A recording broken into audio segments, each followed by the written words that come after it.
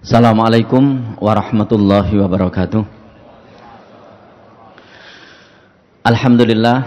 Alhamdulillahilladzi anzala ala 'abdihil kitaba wa lam yaj'al lahu 'iwaja.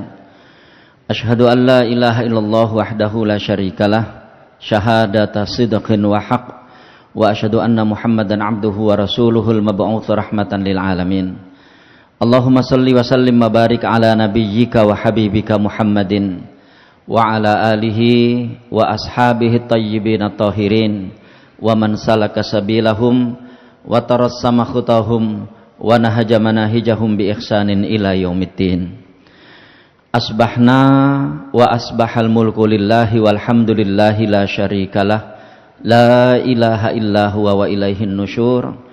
Asbahna ala fitratil islami wa kalimatil ikhlas wa ala dini nabiyyina Muhammadin sallallahu alaihi wasallam wa ala millati abina Ibrahim hanifa wa ma kana minal musyrikin. Allahumma inni asbahtu minka fi ni'matin wa afiyatin wa sitr fa atimma alayya ni'mataka wa afiyataka wa sitraka fid dunya wal akhirah. Allahumma ma asbaha bi min ni'matin aw bi ahadin min khalqika faminka wahdaka la syarika lak, falakal hamdu wa lakas syukr. Ya Rabbana lakal hamdu kama yanbaghi li jalali wajhikal karimi wa azimi sultanik. Raditu billahi rabba wa bil islami dina wa bi Muhammadin nabiyya wa rasula. Bismillahilladzi la yadurru ma asmihi syai'un fil ardi wala fis sama wa huwas sami'ul alim. Allahumma inna na'udzubika min an nusyrika bika syai'an na'lamuh wa nastaghfiruka lima la na'lamu. Para bapak, ibu dan saudara-saudara sekalian jamaah pengajian Masjid Namira yang saya hormati, wabil khusus jajaran pengurus yayasan dan pengurus takmir Masjid Namira yang kebetulan hadir pada kesempatan ini. Alhamdulillah kita bersyukur kehadirat Allah Subhanahu wa taala atas nikmat dan karunia yang dianugerahkan kepada kita. Wabil khusus sebuah nikmat yang Allah tidak memberikan nikmat itu kepada semua orang, namun hanya diberikan kepada hamba-hambanya yang terpilih saja.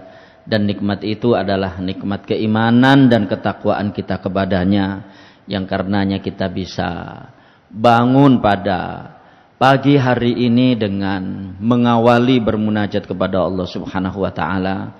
Kita tunaikan salat subuh dengan berjamaah, dan tentu kita berdoa mudah-mudahan apa yang tadi kita lakukan itu benar dan diterima oleh Allah Subhanahu wa taala. Para bapak dan ibu sekalian,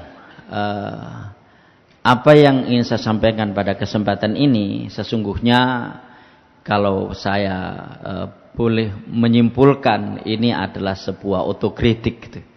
Jadi saya kira ini adalah kritik buat kita semuanya tentang apa yang mesti kita lakukan dengan hati kita. Karena kalau kita lihat apakah itu di dalam Al-Quran maupun di dalam hadis, hati itu ternyata memiliki pondasi dan sekaligus fungsi yang penting yang terkait dengan cara kita bersikap dan cara kita di dalam beribadah kepada Allah Subhanahu wa taala. Pertama-tama kita tentu tahu bahwa unsur ketenangan atau ketidaktenangan itu ditentukan oleh hati. Dan karena itu kita pernah mendengar ayat di Surat Ar-Ra'd ayat yang ke-28, alladzina amanu wa tatma'innu qulubuhum bidzikrillah, ala bidzikrillahi tatma'innul qulub. Saya kira kita sudah banyak yang hafal ayat ini. Orang-orang yang beriman dan merasa tentram hatinya karena berzikir kepada Allah Subhanahu wa taala. Ingatlah, dengan berzikir kepada Allah akan terjadi ketentraman dan ketenangan hati.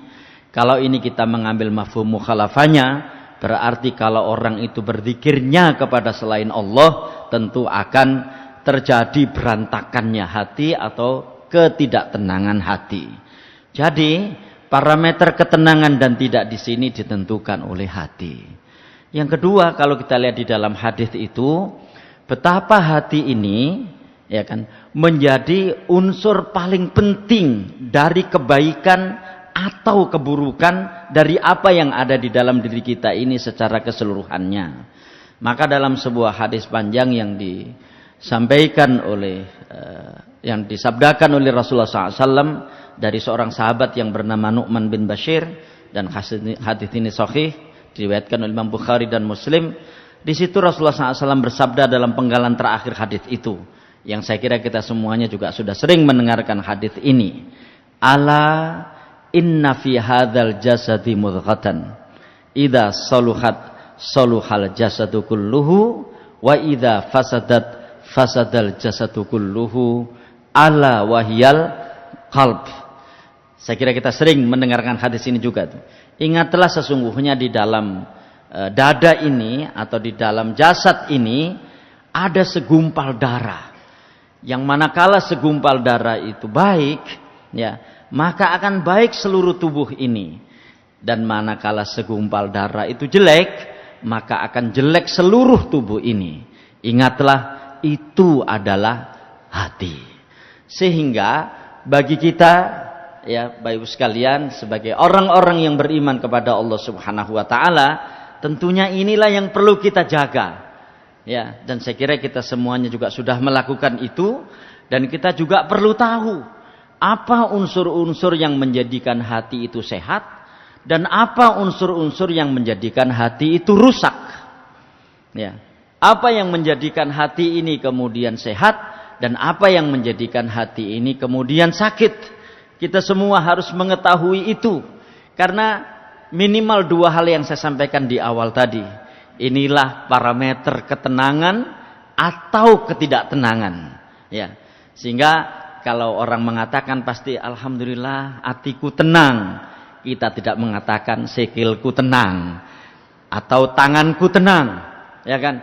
Tapi hatiku tenang. Jadi parameter utama ketenangan dan ketidaktenangan itu ada di dalam hati.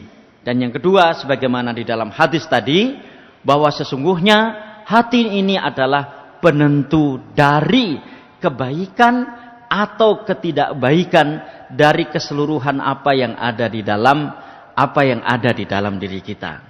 Nah, ini persoalannya Ibu sekalian, sehingga saya ulang sekali lagi, kita perlu tahu apa saja kira-kira yang bisa menyehatkan hati kita dan apa saja yang kira-kira bisa merusak hati kita. Nah, pada kesempatan ini saya ingin menyampaikan tentang 5 perusak hati.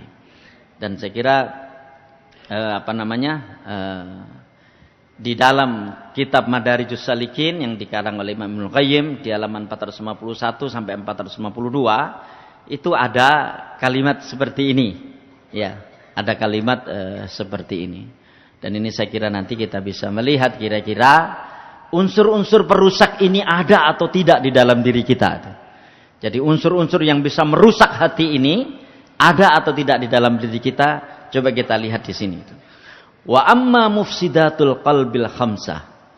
Dan adapun 5 hal yang merusak hati, fahiyallati asyara ilaiha, dan itu yang mengisyaratkan ke sana adalah min kathratil khultoh, dari banyaknya bergaul. Jadi yang pertama-tama yang merusak hati itu banyak bergaul. Dan yang dimaksud di sini adalah banyak bergaul tanpa ada filter, tanpa ada seleksi siapa yang diajak bergaul itu. Ya. Jadi tanpa ada seleksi, tanpa ada filter, ya. Mengapa atau bagaimana dia bergaul dengan orang itu. Ya, sehingga ya, siapa saja kemudian diajak bergaul dan di mana saja dia bergaul, di tempat mana saja dia bergaul, itu dia tidak melihatnya. Ya, sehingga dengan begitu akan memudahkan untuk merusak hatinya itu. Itu yang pertama. Yang kedua, wat tamanni, panjangnya angan-angan. Ya. Saya tidak tahu kalau di dulu di desa saya itu ada istilah kalimat maril. Ya. Bahasa Jawa ini. Maril. Jadi angan-angan yang terlalu panjang, yang angan-angan itu hampir bisa dipastikan saat itu dia tidak bisa mencapainya itu. Ya. Dan Bapak sekalian, orang berangan-angan itu kan nikmat. Tapi di tengah kenikmatan berangan-angan itu, ya, akan merusak hati gitu. Nah, nanti kita lihat penjelasannya itu. Yang ketiga, wat ta'alluq bi ghairillah, bergantung kepada selain Allah. Kemudian yang keempat, wasyibai, kenyang. Jadi ini urusannya dengan makan. Ya, nah itu kenyang yang bagaimana yang akan bisa merusak hati itu. Nah, kemudian yang kelima, wal manam, tidur. Ya. Jadi bagaimanakah tidur yang merusak hati itu? Ya, tentu saya sampaikan pada kesempatan ini yang dimaksud di sini adalah memperbanyak tidur. Maka kata beliau Ibnul Qayyim yang mengarang kitab ini, fahadhil khamsatu min aktsari mufsidatil qalb. Maka yang 5 inilah, ya kan, yang memungkinkan untuk bisa merusak hati. Nah, Bapak sekalian, coba sekarang kita lihat satu persatu dari 5 hal ini. Pertama, saya menyebutnya sebagai salah bergaul. Ya, salah bergaul. Jadi, apa dan siapa diri kita itu akan sangat ditentukan oleh siapa yang kita ajak berteman. Dan saya kira ini sesuatu yang sudah kita ketahui selama ini. Kira-kira siapakah teman kita, maka kira-kira begitulah wajah kita. Ya, siapa yang kita ajak bergaul, maka kira-kira itulah kesimpulan dari keseluruhan dari apa yang menjadi penampilan kita.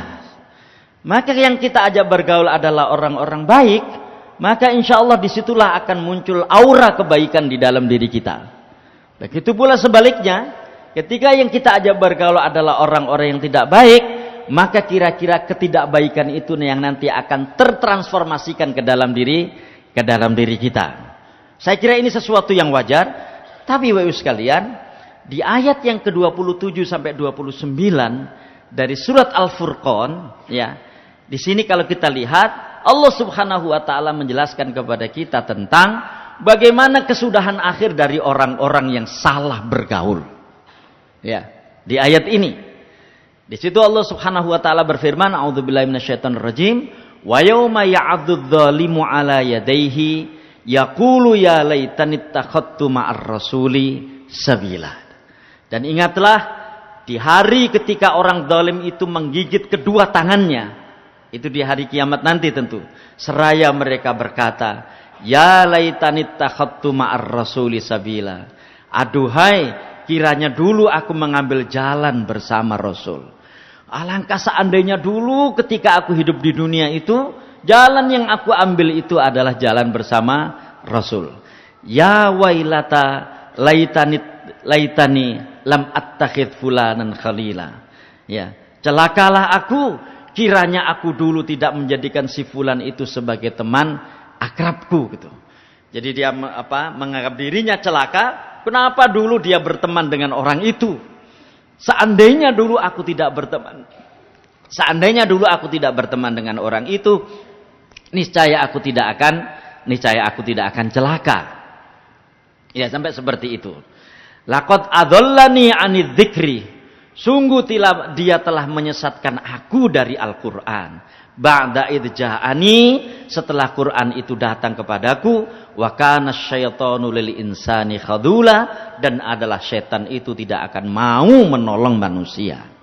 Kalau kita lihat di penggalan terakhir ayat ini, wa kana syaitanu lil insani khadula, Bapak sekalian, inilah karakter setan itu, bahwa dia tidak akan mau menolong manusia. Jadi karena itu pandai-pandailah bergaul. Jangan sampai orang yang kita bergauli ini, na'udzubillah min dzalik, yang nanti akan kita sesali di akhirat karena ternyata kita tidak mendapatkan tempat yang baik di sisi Allah Subhanahu wa taala karena kesalahan kita dalam bergaul dengan orang ini. Ya, jadi saya kira ini bukan sesuatu yang baru, tetapi saya ingin melakukan kritik kepada kita semuanya. Karena saya yakin manusia itu adalah makhluk sosial, dan karena dia adalah makhluk sosial, berarti dia pasti akan bergaul dengan orang. Dan ketika bergaul dengan orang, di sini persoalannya. Begitu dia salah di dalam bergaul, kesalahan dalam bergaul ini bisa dia bawa sampai ke akhirat nanti sebagaimana yang ada di dalam ayat ini. Dan bahkan di dalam hadis Rasulullah SAW yang diriwayatkan oleh Imam Abu Dawud, Tirmidzi dan Ahmad, Rasulullah bersabda, "Al-mar'u ala dini khalilihi falyandur ahadukum man yukhaliluh." Seseorang itu atas kebiasaan teman karibnya. Jadi biasanya orang itu apa yang dia lakukan itu akan sesuai dengan kebiasaan yang dilakukan oleh teman karibnya. Ya. Ini juga saya kira hadis Rasulullah SAW ini nyata dalam kehidupan kita sehari-hari, bahwa apa yang kita lakukan itu seringkali itulah yang dilakukan oleh teman karib kita. Makanya falyandur ahadukum man yukhaliluh. Maka hendaklah seseorang dari kalian memperhatikan siapa yang menjadi teman karibnya. Ya. Nah, ini Bapak sekalian, begitu teman karib kita itu adalah orang-orang yang memiliki kebiasaan buruk, kira-kira kebiasaan buruk itulah yang juga kita lakukan. Begitu pula sebaliknya, ya, begitu teman karib kita ini memiliki kebiasaan-kebiasaan baik, maka demikian pula lah kira-kira kebiasaan-kebiasaan baik itu akan kita lakukan. Dalam bergaul itu akan berlaku dua hal. Kalau tidak bisa mempengaruhi, maka dia pasti akan bisa dipengaruhi. Dan dalam kenyataan realitas kita sehari-hari, seringkali, ini bukan mutlak, seringkali mempengaruhi orang untuk berbuat yang tidak baik itu lebih mudah dibanding mempengaruhi orang berbuat yang baik. Ini persoalannya, ya. Orang akan gampang, naudzubillah, mudah-mudahan enggak terjadi di kita. Orang akan gampang untuk diajak melakukan kebiasaan-kebiasaan buruk dibanding diajak melakukan kebiasaan-kebiasaan yang baik. Dan itu sebabnya kenapa Rasulullah SAW bersabda di dalam hadis ini, "Al-mar'u ala dini khalilihi falyandur ahadukum man yukhalilu." Ya, sesungguhnya seseorang itu akan tergantung kepada kebiasaan teman karibnya. Maka hendaklah salah seorang di antara kalian melihat siapa teman karib yang diajak bergaul tersebut. Nah, sekalian, salah di dalam bergaulan itu akan merusak hati. Dan sekali lagi saya sampaikan, rusaknya hati itu akan berpengaruh kepada amal perbuatan kita ini secara keseluruhan. Yang pertama. Yang kedua adalah panjang angan-angan. Ya, panjang angan-angan. Jadi kalau kita lihat di dalam bahasa Indonesia itu, kita kenal ada istilah obsesi. Ya kan? Ada istilah obsesi. Jadi ada sebuah keinginan kuat untuk mencapai sesuatu. Tetapi orang yang berobsesi itu, dia tahu tentang roadmap apa yang akan dia capai dengan obsesinya itu. Ya, bahwa nanti insya Allah saya ingin menjadi ini, gitu. Dan karena itu kemudian dia menentukan roadmap untuk mencapainya. Begitu orang ini menginginkan sesuatu, dengan begitu sangat panjang dan dalam sesuatu yang diinginkannya itu, tapi dia tidak punya roadmap untuk bisa mencapainya, itulah panjang angan-angan itu. Ya, itulah panjang angan-angan. Dan sekali lagi saya sampaikan di awal tadi, orang berangan-angan itu nikmat. Ya kan? Orang berangan-angan itu nikmat. Bahkan orang itu ketika berangan-angan, dia akan bisa menjadi sesuatu yang sesuatu itu sesungguhnya kalau di dalam faktanya mustahil akan dia bisa raih. Seorang sarjana ilmu politik misalnya, dia bisa berangan-angan untuk menjadi dokter misalnya.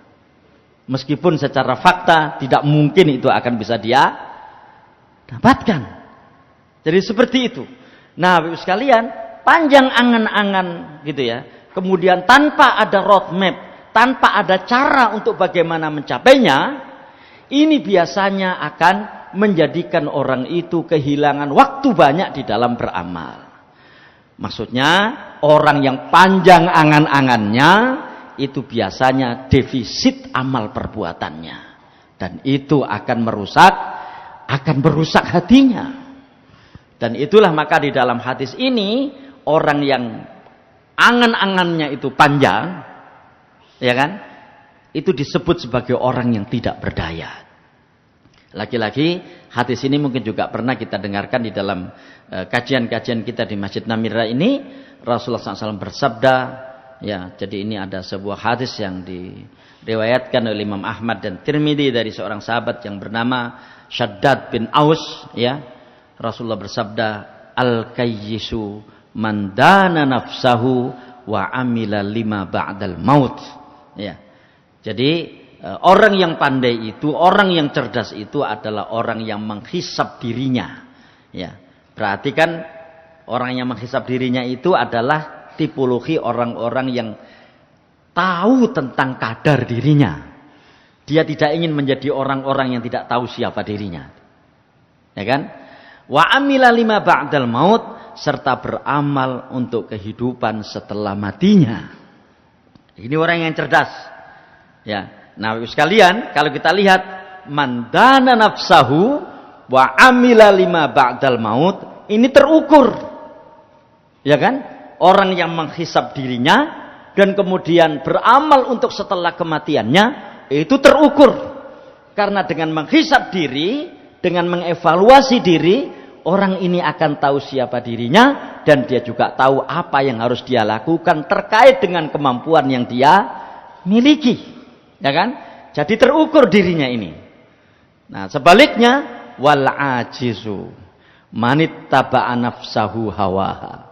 Orang yang tidak berdaya itu, ya kan? Atau orang yang lemah itu adalah orang yang mengikuti hawa nafsunya. Mengikuti hawa nafsunya itu tidak terukur.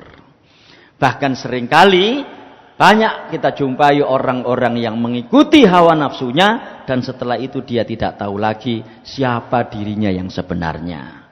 Tidak tahu lagi yang dimakan itu halal atau haram, tidak tahu lagi yang dilakukan itu baik atau buruk. Kenapa? Karena dia memperturutkan hawa nafsunya, dan memperturutkan hawa nafsunya itu tidak terukur. Dan kemudian seringkali orang-orang yang memperturutkan hawa nafsu itu pada saatnya dia tidak tahu lagi nanti siapa dirinya. Di dalam ayat yang ayat yang ke-19 ya dari surat Al-Hasyr itu Allah SWT berfirman, wala takunu kalladzina nasullaha fa'ansahum anfusahum. Dan jangan sekali-kali kalian seperti orang-orang yang melupakan Allah, yang karenanya kemudian Allah akan menjadikan mereka lupa terhadap diri mereka sendiri. Jadi lali sapa awake, lupa siapa dirinya itu. Nah, akibatnya watamanna 'alallah. Sehingga menjadi orang baik itu hanya menjadi angan-angan. Karena nggak ada ceritanya orang yang memperturutkan hawa nafsu itu kemudian menjadi orang baik. Ya. Nah, Bapak sekalian, maka hati-hati kita berangan-angan itu. Cepat-cepatlah kita untuk melaksanakan angan-angan kita ketika angan-angan itu angan-angan kebaikan. Dan cepat-cepatlah untuk memutus mata rantai angan-angan itu ketika angan-angan itu adalah angan-angan yang tidak baik. Ya. Jadi dia hanya bisa ngene iki kok iso qiyamul ngono lah enak yo gitu ya.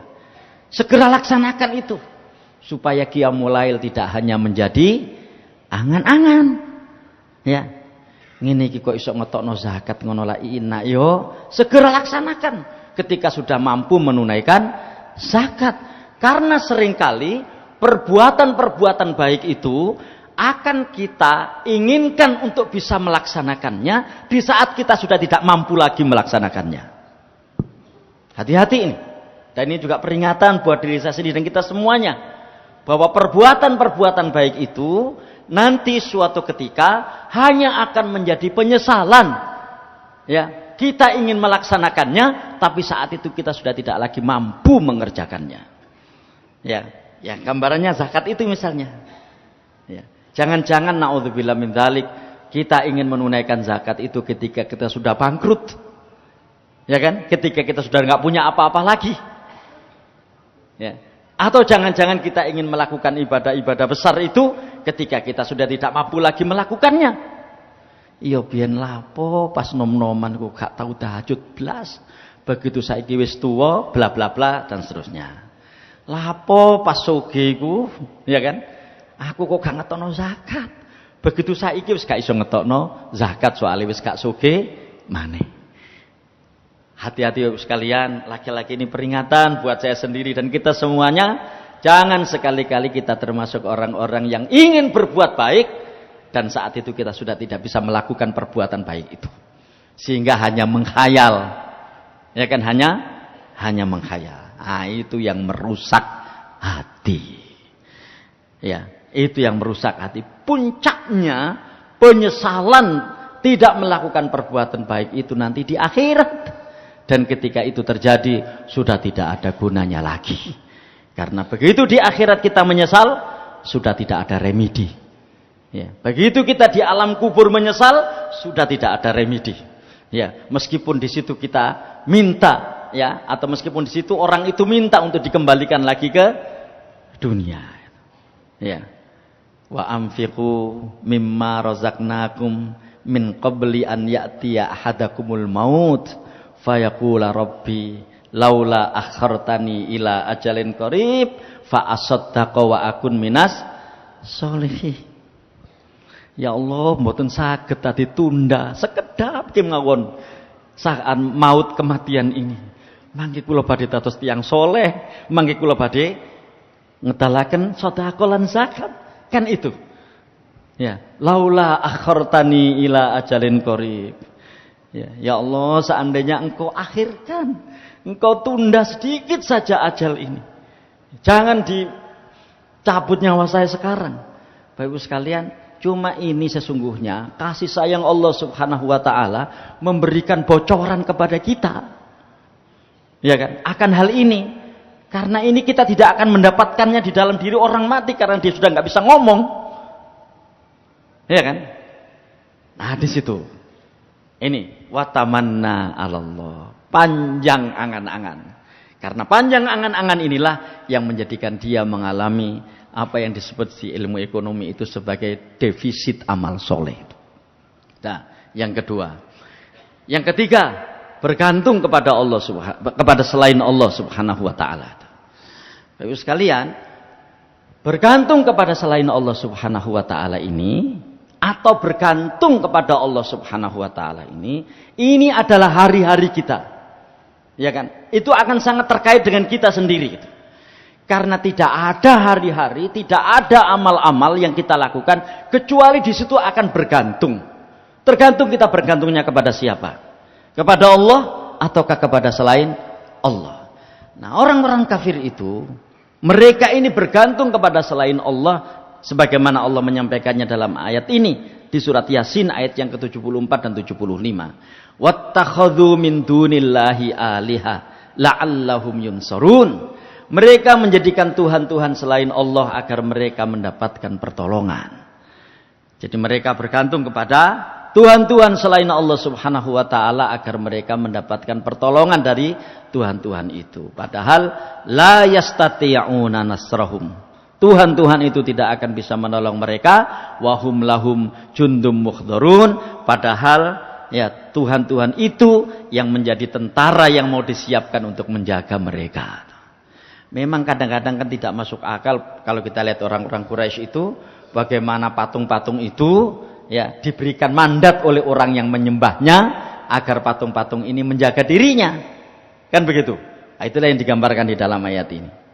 Nah, kita kaitkan dengan kondisi kita sekarang ini karena bergantung kepada selain Allah Subhanahu wa taala itu, Bapak Ibu sekalian, bergantung kepada selain Allah Subhanahu wa taala itu macam atau jenisnya sangat banyak sekali. Ya, termasuk dalam bab ini bergantung kepada orang yang berlebihan. Ya. Itu sehingga saya dan bergantung kepada orang itu biasanya ada beberapa pendahuluan.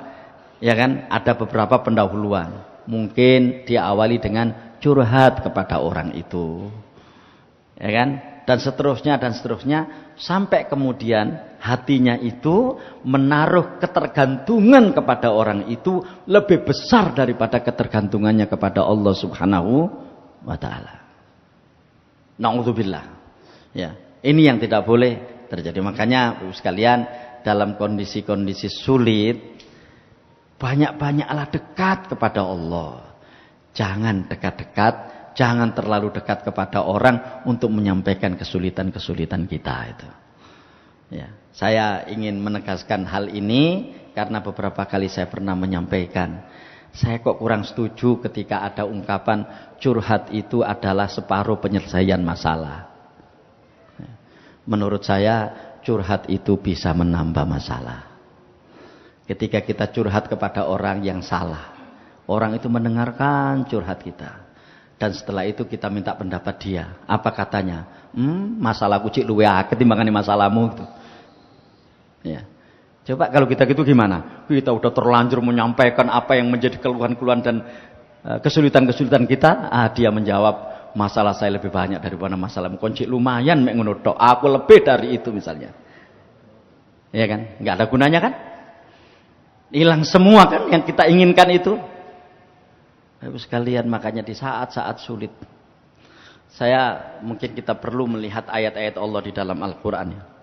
Para nabi itu semakin sulit situasi yang mereka alami, itu semakin jelas arah kehidupan yang akan mereka jalani, karena bergantungnya kepada Allah Subhanahu wa taala itu semakin kuat. Ya, itu para nabi. Karena kalau kita lihat kan tidak ada yang sesulit Nabi dan Rasul kan. Cobaan-cobaan yang mereka alami. Sampai untuk urusan kesulitan dari apa yang mereka alami itu. Sampai ada disebut Nabi yang disebut sebagai ulul azmi misalnya. Itu kan para Nabi yang tingkat kesulitan yang mereka hadapi. Itu di atas rata-rata orang. Apalagi Nabi kita Muhammad SAW. Kesulitan beliau di dalam berjuang itu di atas rata-rata orang. Tapi ternyata kesulitan-kesulitan yang beliau alami itu, dan dengan pertolongan Allah Subhanahu wa taala kemudian menjadikan beliau dengan pertolongan Allah Subhanahu wa taala mendapatkan sebuah prestasi besar secara spiritual dalam kehidupan beliau. Yang ketiga, bergantung kepada selain Allah, dan itu akan merusak hati. Ya, itu akan merusak hati. Yang keempat, makan. Apa yang menjadikan makan itu kok merusak hati? Pertama, merusak karena materinya. Jenis makannya itu. Ya, jenis makanannya itu. Itu ada dua. Yang pertama yang terkait dengan hak Allah Subhanahu wa taala. Ya, yaitu yang haram dimakan seperti babi, darah, bangkai, dan sejenisnya. Itu terkait dengan hal-hal yang haram yang menjadi hak Allah Subhanahu wa taala, di mana Allah mengharamkan ini semuanya. Itu merusak hati. Ya. Kemudian yang kedua, hak hambanya. Barang curian, barang rampasan, yang dilakukan dengan penuh kedzaliman. Itu kan jenis yang haram yang bisa merusak hati. Makanya terkait dengan bab ini Allah Subhanahu wa taala berfirman di dalam Al-Qur'an di surat Al-Baqarah 168, "Ya ayyuhan nas kulu mimma fil ardi halalan thayyibah." Makanan yang halal dan thayyib inilah yang akan bisa menenangkan hati. Makanya di sini halal dan thayyib inilah yang akan menjadikan hati kita itu terang benderang untuk kemudian bisa melakukan kebaikan-kebaikan, apakah terkait dengan hak Allah Subhanahu wa taala kebaikan itu, atau terkait dengan manusia hak kebaikan itu. Jadi yang pertama, jadi merusak karena materinya. Yang kedua, merusak karena melampaui ukuran dan takarannya. Ini kritik buat kita semuanya ini. Ya, merusak karena melampaui ukuran dan takarannya. Ya. Jadi mestine sak piring iku cukup, mangan rong piring. Ya. Itu merusak. Ya, itu merusak. Ini. Soalnya dalam tradisi kita itu yang terjadi sebaliknya. Seringkali orang menganggap akeh mangane, akeh nyambut gawe nih. Ya kan? Tapi yang terjadi kan enggak begitu. Akeh mangane, akeh turune. Gitu. Itu sebabnya kenapa sampai persoalan takaran yang pas dalam hal makan dan minum ini diperintahkan oleh Allah Subhanahu wa taala. Ya, disyariatkan oleh Allah Subhanahu wa taala di dalam Al-Qur'an. Coba bayangkan. Urusan kebaikan takaran dalam makan dan minum itu Allah menyampaikannya di dalam Al-Qur'an. Ya bani Adam khudhu zinatakum inda kulli masjid wa kulu washrabu wa la tusrifu innahu la yuhibbul musrifin. Kita sering mendengarkan ayat ini. Wahai anak cucu Adam, pakailah pakaianmu yang bagus pada setiap memasuki masjid, makan dan minumlah kalian, tetapi jangan berlebihan. Sungguh Allah tidak menyukai orang yang berlebih-lebihan.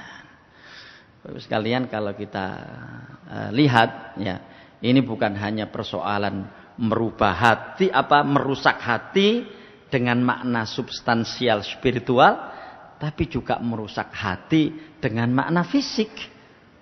Ya kan? Istilahnya tidak ada orang yang makannya berlebih-lebihan itu kemudian badannya menjadi sehat. Ya, nah itu sekalian. Kita sekarang mengenal di dalam istilah makan itu ada namanya obesitas. Kok saya belum pernah menjumpai seorang dokter yang mengatakan obesitas itu baik. Ya kan? Obesitas itu menyehatkan. Nggak pernah kan? Dan karena itu kemudian kita sekarang ini berusaha sekuat tenaga untuk bisa membatasi makan dan minum kita agar kita tidak terkena penyakit yang bernama obesitas. Nah, persoalannya lagi adalah ketika kemudian orang ini terbiasa makan dan minum dengan berlebih-lebihan, kemudian suatu ketika yang dia makan dan dia minum itu tidak ada, maka yang terjadi adalah kerusakan berikutnya. Ya. Ini wakulu washrabu ya wala tusrifu innahu la yuhibbul musrifin. Ya.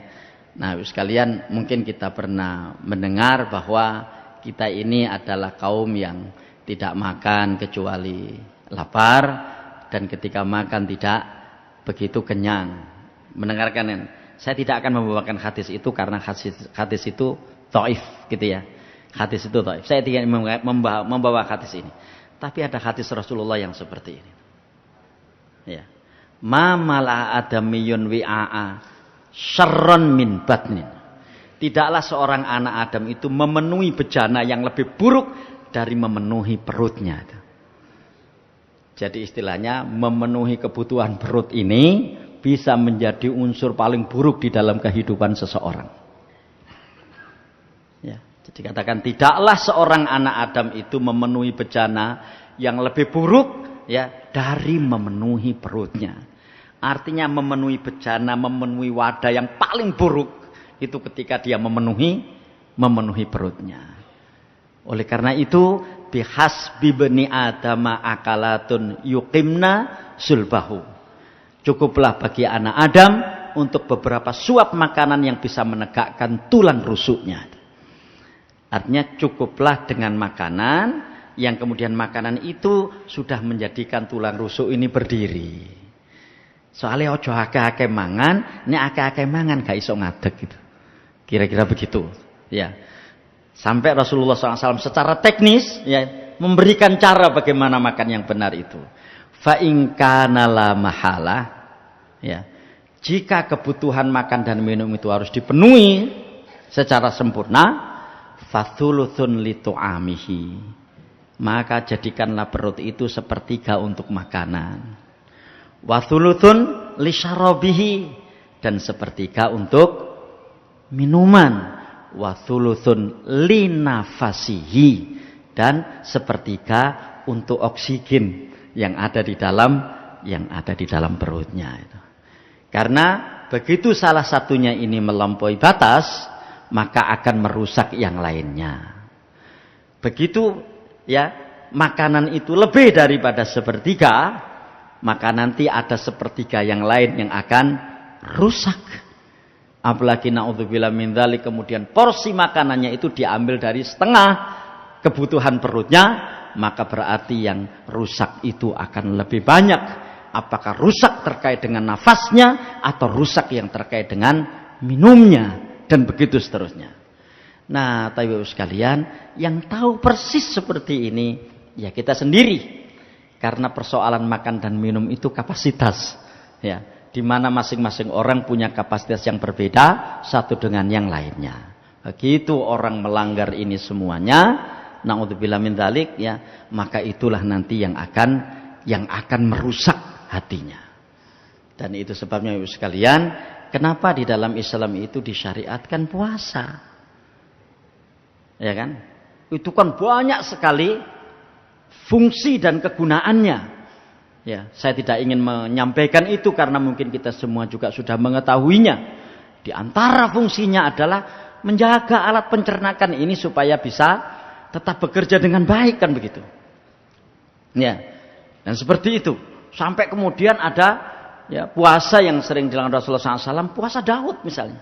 Sehari puasa, sehari tidak puasa. Makanya di dalam kajian Jumat kemarin misalnya, cobalah barangkali kita bertekad gitu ya. Dalam sebulan itu ya kita puasa sunnah sebanyak 11 hari misalnya. Apa rinciannya 11 hari itu? Senin, Kamis 8 hari. Ya. Terus yang 3 hari Ayyamul Bid. Ya, Ayyamul Bid misalnya. Ya. Kenapa? Karena persoalannya di sini adalah persoalan merusak hati. Ya, kalau sampai kemudian kita memperbanyak makan sehingga sering terjadi kondisi kenyang dalam diri kita. Ya, itu yang keempat. Yang kelima, ya, banyak tidur. Gitu. Banyak tidur. Saya pernah menyampaikan suatu ketika Bapak sekalian, kita yang sudah berusia di atas 50 tahun ini, saya kira tidak ada yang kemudian bisa mengalami ini. Kakehan turu itu tidak ada. Harusnya. Tapi kalau dengan usia 50 tahun ke atas yang kita lakukan, yang kita sekarang berada di dalamnya ini, terus kita kebanyakan tidur, wah itu kelainan mesti. Ya kan? Orang tua itu ya seusia saya dan kita semua yang sudah di atas 50 tahun itu, nggak ada itu yang bisa tidur panjang. Sudahlah, paling panjang 3 jam kita mesti terbangun. Ya kan? Paling panjang itu menurut saya itu. Wallahu a'lam, mungkin kita punya pengalaman masing-masing ya. 3 jam itu kita sudah terbangun. Ya. Nah, ketika terbangun itu ya, lakukanlah aktivitas bangun itu. Jangan kemudian tidur kembali, kan begitu. Nah, di sini ini ada seorang ulama ya yang bernama Fudail bin Iyad. Ini tabi'in. Ini bukan hadis, ya, bukan hadis. Jadi ini seorang tabi'in namanya Fudail bin Iyad. Nanti bisa kita cek di dalam buku tentang tabi'in. Tabi'in itu adalah generasi ya pada masa sahabat. Jadi mereka ini menangi sahabat. Itu tabi'in. Jadi menangi sahabat dalam keadaan beriman. Kalau sahabat itu menangi Rasulullah SAW dalam keadaan beriman. Maka Abu Bakar, Umar, Utsman, Ali, Sa'ad bin Abi Waqqas, Abu Ubaidah ibn Jarrah, dan nama-nama sahabat yang lain. Itu kenapa mereka disebut sahabi, as-sahabah ya. Nama-nama sahabat karena mereka ini menangi Rasulullah sezaman dengan Rasulullah SAW. Nah, generasi setelahnya itu namanya tabi'in, yaitu orang-orang yang menangi para sahabat ya dalam keadaan mereka beriman.